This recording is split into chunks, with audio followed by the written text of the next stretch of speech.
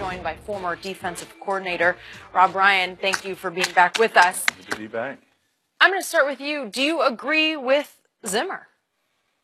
Yeah, I mean, if it's called this way, absolutely. But it's a preseason. They're going to overcall it. Eventually, they got to get this thing right. It's just too much. Every other hit, when you're making a low tackle, you put your head in front to stop the momentum of a player, and they're calling that. So that'll never be called. Then a guy sacks a quarterback, has his head down on the side of the quarterback and gets it flagged. There's no way that's going to happen. Yep. I think Zimmer is saying, because look, he has to coach this. Sure. So every coach in the league has to coach the rules. You don't have to like the rules, you have to play by them. So it's important to get a clarification and a ruling on exactly how this is going to be called. Right now, this is like when a couple of years ago when I was coaching with the Saints, they had the pass interference, the new rule on pass interference. And every time they dropped back, it'd be a penalty. Right. It was impossible to call defense. It was impossible to play defense. And they realized it and they fixed it, Right.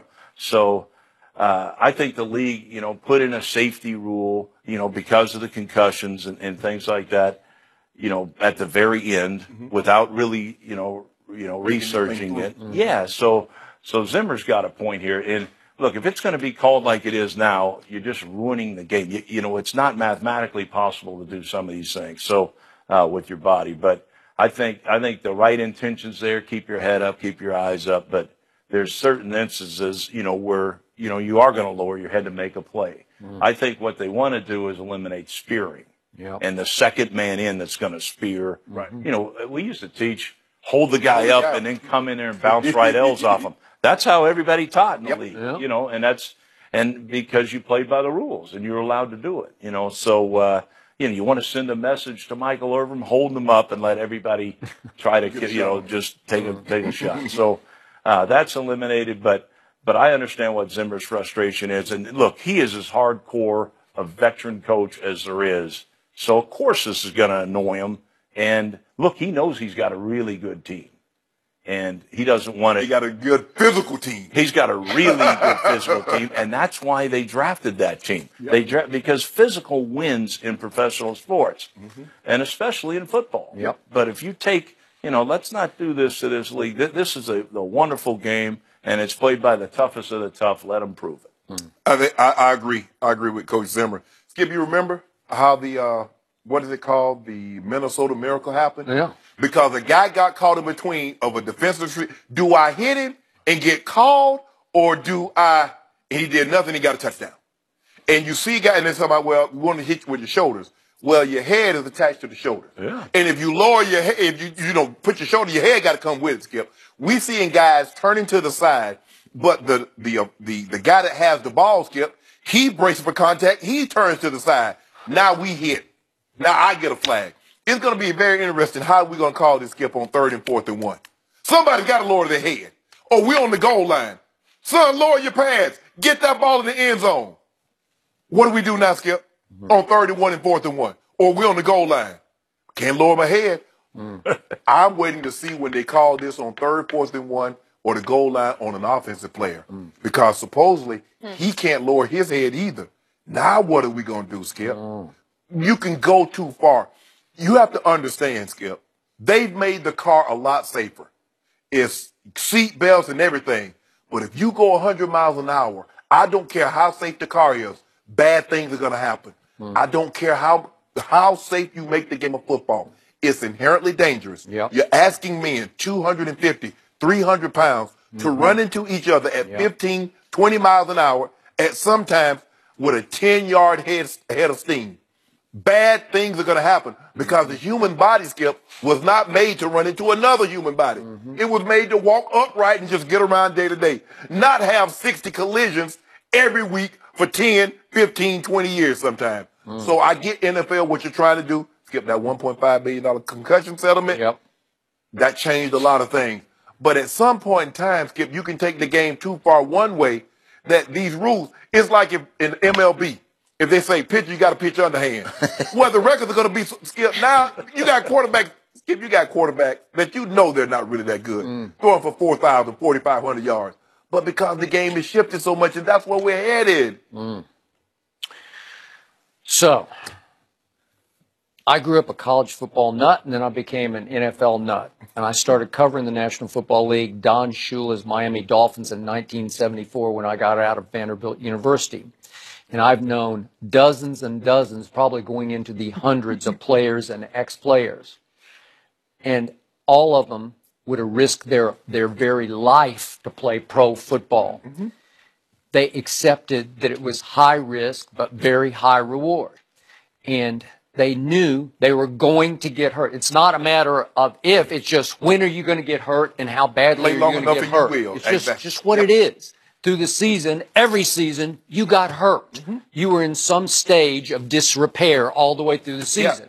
And if God was good, maybe you didn't break something or rip something and you got to finish the year. But it was painful to finish the year. It's what the game requires. And it's still a great game. And it hurts my heart to see this happening to the game. And I don't understand it because it seems like it's, to your point, this is about financial liability on the part of the league. Maybe it's some about image, that they don't want to be a gladiator sport to some people, but I think most people just accept that's what football is. It's extremely violent. Maybe it's not we don't send lions out to eat the remains of the whoever loses the fight, right? But Skip, in football, I'm trying to impose my will. Because think about this, as an offensive and defensive lineman, as an offensive lineman, you're trying to move a man against his will. Okay. He's dug in and says, I'm not giving up this patch of land. And Zach Martin and Tyron Smith and Travis Frederick says, the hell you won't. So you're trying to move him against his will. So it is, Skip, yes, it's mano-a-mano. This is highly physical. And the mindset you have to have. This is what I've never been able to comprehend about all of this issue. Why can't you just, when players are eligible to be drafted coming out of college, say you have to sign a waiver that says you probably will get hurt playing this game, but we have no liability here. It's just a declaration of this is right. You might be headed to that. Okay, well, why not? Because then all bets are off. Because obviously, if you're going to box at the highest level, I promise you're going to get hurt. If you're going to go into that octagon, you're going to get hurt. But they know they accept that there's high risk, but there's high reward, both just the competitive reward and financial reward. For me, it's called assumption of the risk. Yeah. I assume that if I play football, now Skip, granted, now we didn't know what we know now as far as concussions, but they have all the literature. They have way more information than what we had, say, when I started playing pro football in the 1990s. And we had more information than they had in the 60s, 70s, and so forth going back. But where we are right now, Skip Bayless, say in the last 5 years, the information that they have, I assume that I could tear a knee ligament, break my arm, and I dislocated my elbow, fractured my eye socket, had surgery, broke my collarbone. I assume those things could happen. You assume that now, Skip Bayless, but you also have to understand that when a man is moving and I'm trying to get him down, Skip, I don't have time. Okay, I got to make sure my head is on this side. Come on, man. You just can't do it because what Mike Zimmer is saying, and I've known him since his days as a Cowboys defensive backfield coach, and he is a hardcore lifer in pro football. There's no question. Yep. And he's saying that you're putting these referees in positions down the stretch of the NFL season to cost head coaches their jobs because one of these calls is going to turn a critical game. And you're asking referees that with bigger, stronger, faster men on the field, it's high speed, split second. And they're always going to err on the side of the new rule. And again, like you said, this will probably even itself out some, but and I know there's going to be some critical play somewhere down the stretch. Maybe it'll be a Vikings play where, who knows, somebody's going to stick their head in the pile and a flag is going to be thrown and it's going to change the whole game. It could go either way. There have only been one ejection in the preseason. It was by a coach. I think it was a safety. And he got released. Now, he did get picked up by the Broncos.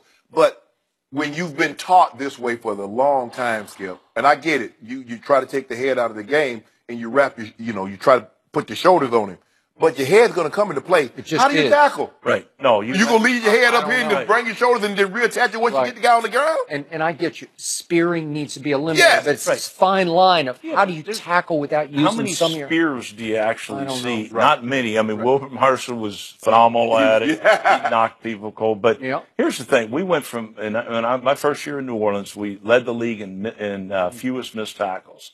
The next year, we're going to be proactive and we're going to stay ahead of the game and we're going to teach this rugby tackle that Seattle was putting videos out but not doing because Cam Chancellor used to blow people up with his head in front. Yeah. But we're buying in, man. Our head's on the wrong side. Yeah. We get a guy hurt in because he rip doesn't your know peg how to until you- tackle. yep.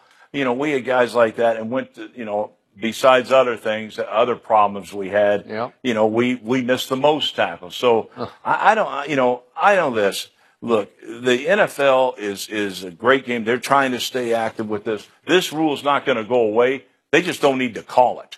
Just call it when it is two people hitting a guy in a pile where, you know, that Adams got knocked out last year. Yeah. Okay, call that one. Right. Okay, call that one. Call Wilbur Marshall hitting Troy Aikman under the chin with his helmet. I mean, okay, I get it, but the rest of it, don't do this to this league. The league's too great. It's great. You know, it's still you know, it's the greatest game. If you want to watch physical contact, you know, hey, you can watch boxing and Ultimate Fighting, but you definitely are tuning into the National Football League, and they're the greatest men in the greatest alpha males that there are. I mean, they really are, and it's awesome to watch. Yeah. And this is really just the beginning of that discussion as the season, you know, gets If started. somebody were to hit, Flushed under if the somebody bed. were to hit a quarterback like Wilbur Marshall hit Eric Hipple, you remember he hit Eric Hipple Yeah. from Detroit, Skip? And Coaches will be fired. Coach fired him. Oh, there's no question. Is Lamar Jackson on his way to being the starter in